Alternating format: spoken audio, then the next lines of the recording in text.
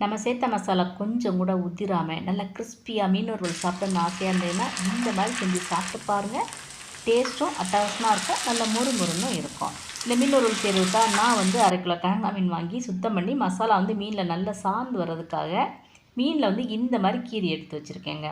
இப்போ நம்ம மீன் வறுவலுக்கு தேவையான மசாலா தயார் பண்ணிக்கலாம். அதுக்காக ஒரு அகலமான பாத்திரத்தில் 1/2 டீஸ்பூன் தனி மிளகாத்தூள், கலருக்காக 1/2 டீஸ்பூன் காஷ்மீரி மிளகாத்தூள், 1/2 டீஸ்பூன் மல்லித்தூள், 1/2 டீஸ்பூன் மஞ்சள் தூள், 3 டீஸ்பூன் கார்ன்ஃப்ளவர் மாவு, 1/2 டீஸ்பூன் அரிசி மாவு, 1/2 டீஸ்பூன் கரம் மசாலா, 1/2 டீஸ்பூன் மிளகுத்தூள், 1 டீஸ்பூன் உப்பு, 2 டீஸ்பூன் இஞ்சி பூண்டு பேஸ்ட், ஒரு முட்டையோட வெள்ளைக்கரு, 1/2 டீஸ்பூன் அளவுக்கு ரீஃபைண்ட் ஆயில், 1/2 மூடி எலுமிச்சம்பழச்சாறு, இது எல்லாத்தையும் சேர்த்து மசாலாலாம் நல்லா ஒன்று சேர்ந்து வர மாதிரி கலந்து எடுத்து வச்சாச்சு.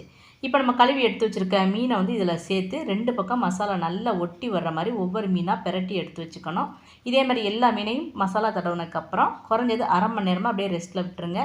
மசாலா தடவி 1/2 மணி நேரத்துக்கு அப்புறம் இப்போ மீனை நம்ம பொரித்து எடுத்துக்கணும். அதுக்காக ஒரு பேனில் பொரிக்கிறதுக்கு தேவையான எண்ணெய் எடுத்துக்கணும். எண்ணெய் நல்லா சூடானதுக்கப்புறம் அடுப்பை மீடியம் ஃப்ளேமில் வச்சுக்கோங்க. இப்போ மீன் எல்லாத்தையும் பொரித்து எடுத்துக்கணும். நான் முதல்ல 3 மீன் சேர்த்துருக்கேன்.